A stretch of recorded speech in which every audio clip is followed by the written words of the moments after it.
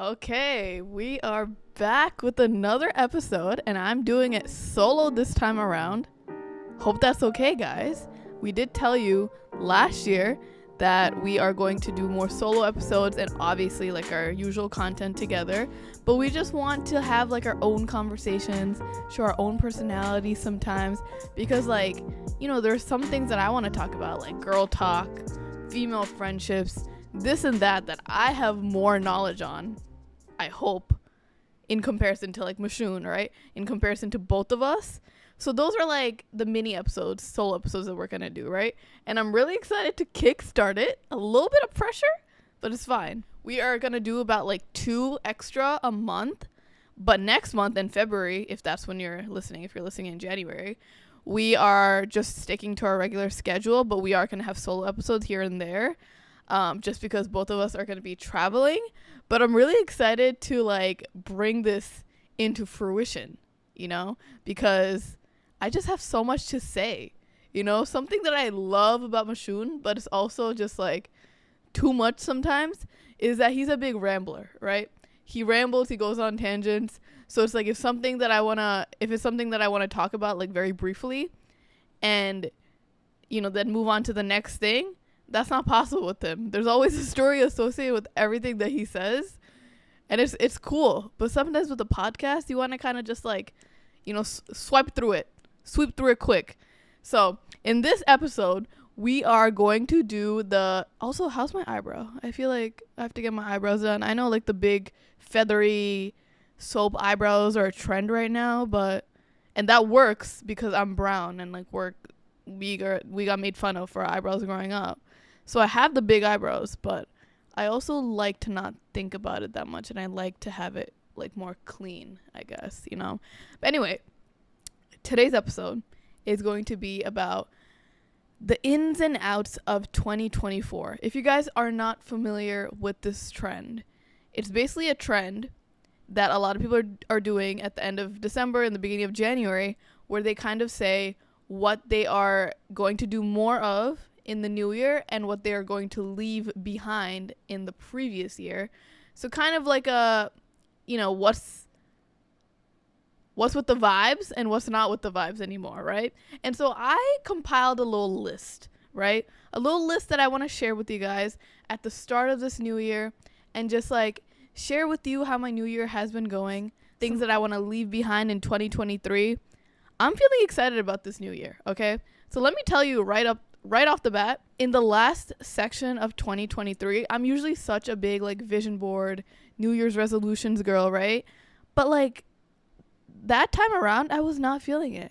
Like I was not motivated at all. I'm pretty sure I was going through like a very big like seasonal depression type of thing. So I was not feeling it. I did not feel like getting out of bed, didn't feel like being motivated, didn't feel like making my goals for the next year. But I knew that I had to like get myself in the mood. And then finally, I did get myself into that spirit on the last day of December, on December 31st, literally on New Year's Eve. I just randomly got excited because I like sat down, spent hours on this, just like road mapping my next year. And I think it helped me get out of my rut a little bit, because I was like, damn, I accomplished a pretty good amount in 2023. And like, I'm just excited to see what 2024 has now, because like it can only get better from here, right? We start from the bottom, now we're here. So I'm like a lot more excited now. I have my planner for the new year. I have my resolutions. I have my quarterly goals. I have my vision board.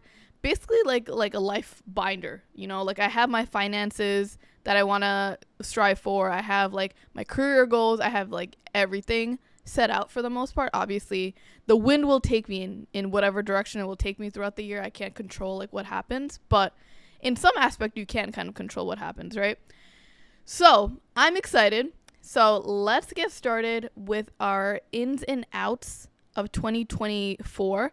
I always encourage you, as you listen or watch my videos or whatever it is, to also do the thing that I'm doing, so that you also feel like in the spirit, you feel like you're with me, you feel more motivated. If it is like a video like this, if you guys aren't watching on YouTube, I'm alone this time around, if you guys couldn't tell.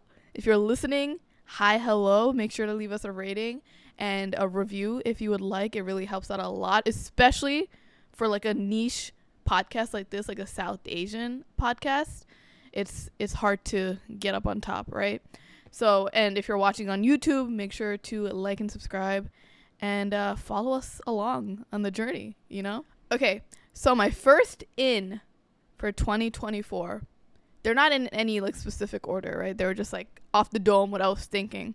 The first in, buying food cravings, okay? So why I say that and why this is important for me in 2024 is because in 2023 and before that, I got better last year, but before that I was not good at it at all. I would try so hard to save money. I had such a scarcity mindset where I didn't want to spend money on myself, whether it be on food, whether it be on coffee, whether it be like any small purchase that wouldn't make any dent in my wallet at all. But I like got myself in this hole where I thought that any spending that I did would hurt me financially. And that's just like such a bad mindset to have. So this year when I'm hungry, I want to have the means to just buy it and not overthink it, because there were so many times last year and before that where I was trying to save money so hard where when I was hungry, I would just like go to sleep or just starve until the next day. And it was such a bad thing to do. And I just want to be better with like health and wellness. You know, you're going to see a lot of like wellness things on my list this time around. My next one, work out twice a week at least, okay? So this is very important for me because, again, I was neglecting my health and wellness a lot last year. And why I like working out is because, first of all, it gets me into like discipline, or that doesn't make sense, sorry. It gets me into a routine and it makes me more disciplined. Like, for example, if I say that I'm going to work out tomorrow morning and I actually do it, I feel so proud of myself and I feel disciplined, right? Because it's hard to like wake up and like get your workout in or like do your workout after a long day of working or whatever it is, right? You don't feel like doing it for the most part. And so something that I've been really trying to get into more is just doing my workout classes. The gym doesn't really motivate me as much anymore. I've mentioned this so many times before, just because it's like not interesting as much for me. And it's always so crowded and so gross, especially the one by my apartment. So I love my workout classes. I love especially my boxing class and my hot yoga class. Sometimes I'll do cycling here and there. But 2023 was like really me discovering what I like, and now this is me like fostering it and just getting stronger and having routine and like building my stamina where I don't even have to like think about working out as much anymore. You know, it's like part of my schedule. And I've been really enjoying it. You know, twice a week I feel like is kind of like not bare minimum, but not that much. It's not like 5 days a week. It's a good starting point. You know, I want to like start and then get into it more and more. All right, number 3, non-monetary hobbies. All right, this one is a zinger, right? This one is important for me because my hobbies like art, you know, designing, things like that, they're part of my business now, right?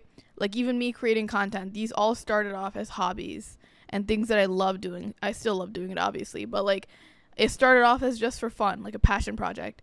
And now all of them bring me money. And it's great because it's so hard and rare for you to be able to like make money off of your passions and like hobbies and things like that. But that's what makes it hard sometimes, because it's more, you put more pressure on yourself because these things do bring in your income. So you have to like think about it a lot more. So this year I want to put more focus on just like hobbies that are just for funsies, you know, funsies hobbies, like something that I've been doing recently that you guys might be keeping track of on my Instagram is doing a puzzle, right? I've been in my puzzle era.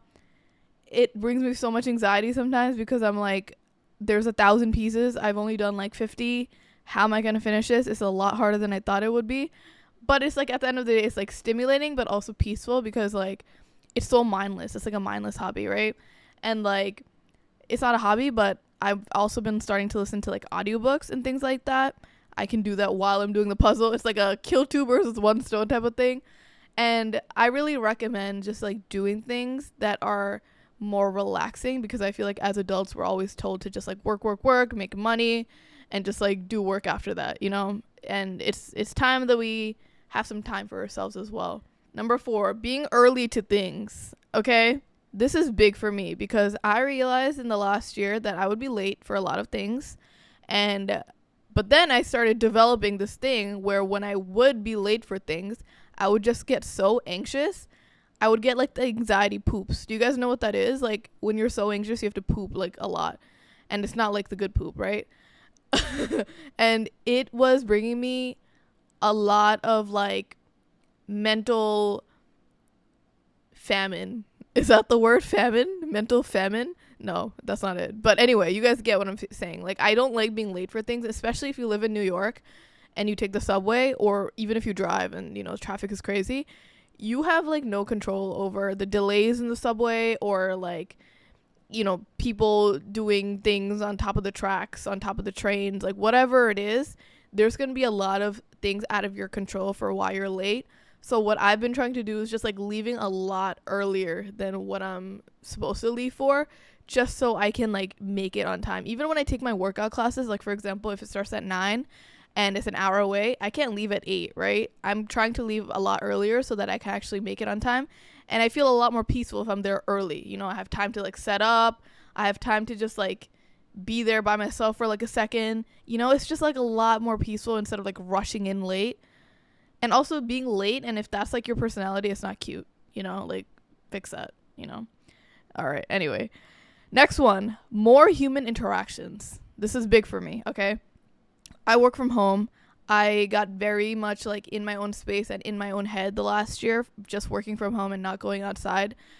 I've been trying to just interact with more people because I love talking to people. I don't like small talk like that. But I love like learning new things from people, right? Like I love just meeting new people, making them smile, them saying something that makes me smile, just things like that, because it's like a highlight of your day, even though that sounds like silly, it kind of is. So I've been trying to like make more of an intention to maybe go to coffee shops or go to a park after my workout class, or like just, working outside instead of in my like same area all the time. And it makes such a big difference. Obviously do it with like, what the hell is the word? I forgot the word. You get what I'm saying. Do it like with control. Like you need your alone time, but you also need like outside interactions. Next one, following people that inspire me. I am so over the era of following people that I don't care about, following people just because I've known them for a while, but I don't talk to them ever, and I don't even like their content. I'm so over like not following people to like make it seem like I'm cooler and mysterious because I have a lower following count. Like what the hell does that even mean? I'm so into just like inspirational people and using that as my fuel to do better, not using them, but like asking them for help if I ever need it, for advice, and just like having people that are beautiful inside and out on my feed. Because if you are especially like scrolling for hours and hours throughout the days, it's so important to have people that you actually like can learn something from and like are cool. All right, next one, small, spending more time outside. I love nature, but again, I work from home. I'm very inside for most of the day, and once it gets dark at 4 p.m. before 4 p.m. in New York now, I'm not trying to go outside, right? But I love nature. I love working at parks. I love reading outside. It's like things like that, I just want to take advantage of that more. I want to go on more vacations that involve nature and, just take care of me. What's so wrong in that? What's the issue in that, guys? I'm the bad guy for saying that? Next one is taking risks. This really helped me a lot in 2023. I took risks and said yes to a lot of things that I usually wouldn't. And I got out of my comfort zone. Like, I walked my first runway. I modeled my first like beauty campaign. I went on another solo trip to in Europe, in Amsterdam, right? And like those things are so scary at first. And like your automatic reaction usually is to say no because it's so like unfamiliar. But then once you say yes, it could be like one of the best things you've ever done, right? So taking risks is a very big in for me in 2024. All right, last one for now in my in category. Saying yes to dinner parties and group events.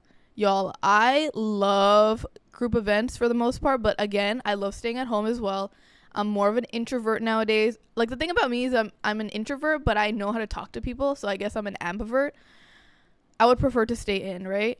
But I love group events for the most part if I know everyone.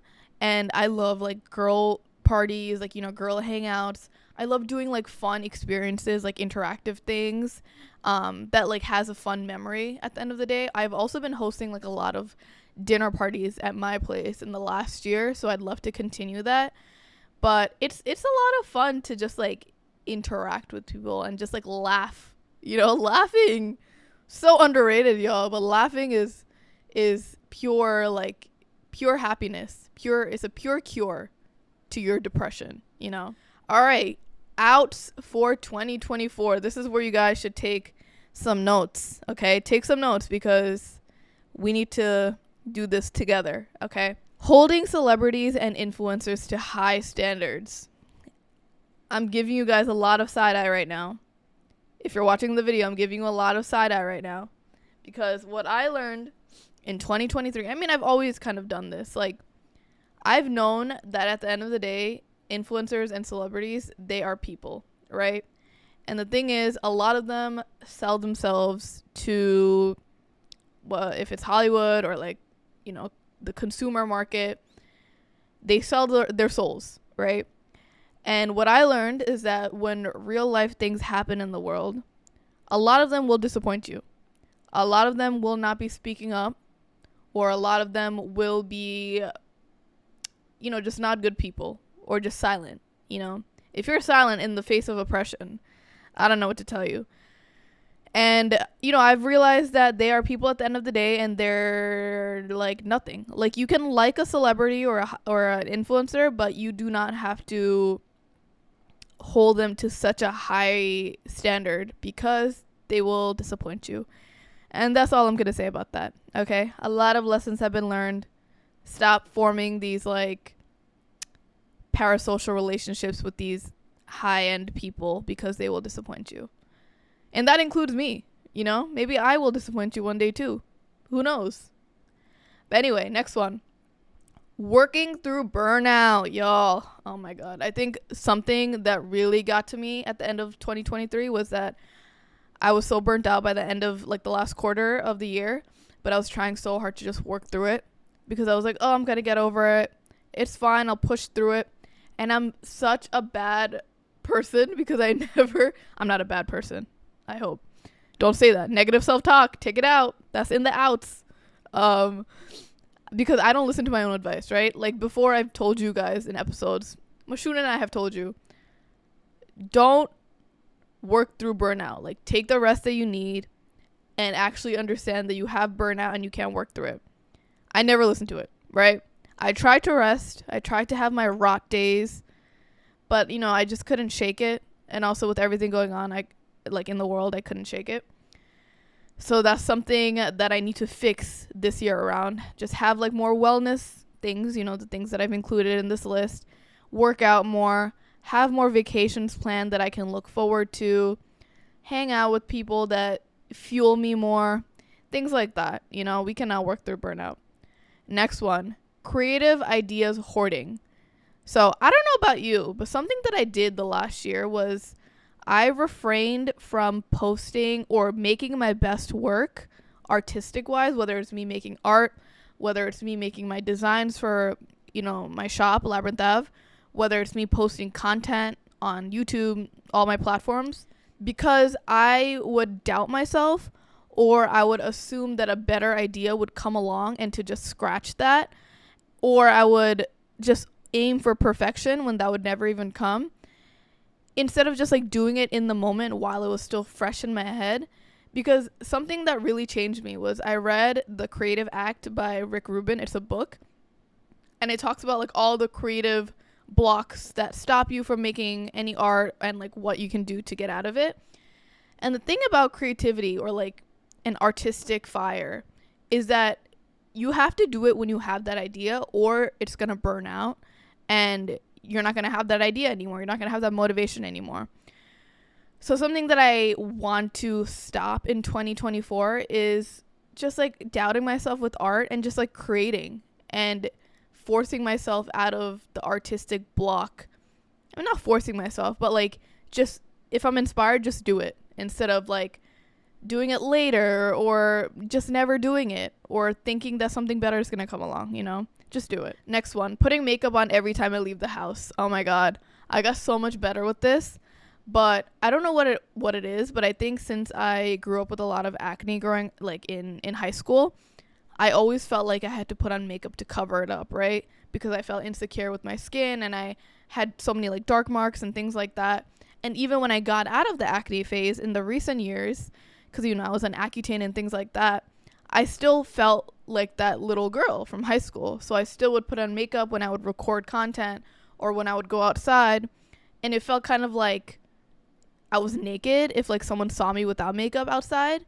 But in the last few months, I've been getting so much better with just like being okay with my skin and just like doing things more freely. Like I've also gotten better at like taking care of my skin where I don't feel as like exposed if I'm not wearing makeup, you know, and like the no makeup look, but actually with no makeup on.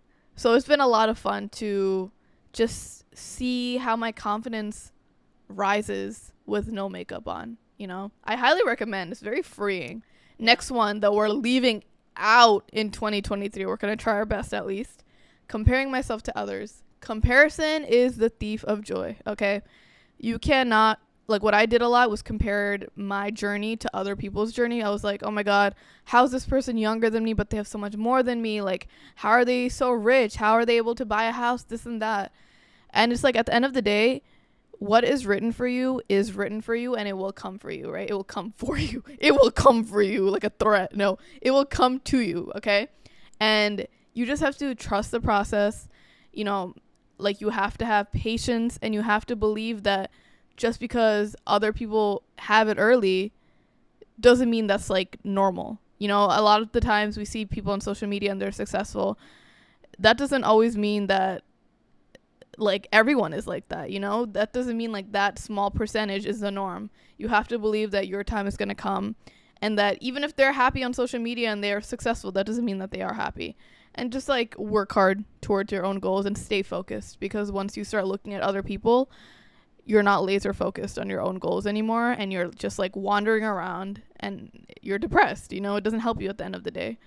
So no more comparison, guys, because it really is gonna take away from your own joy.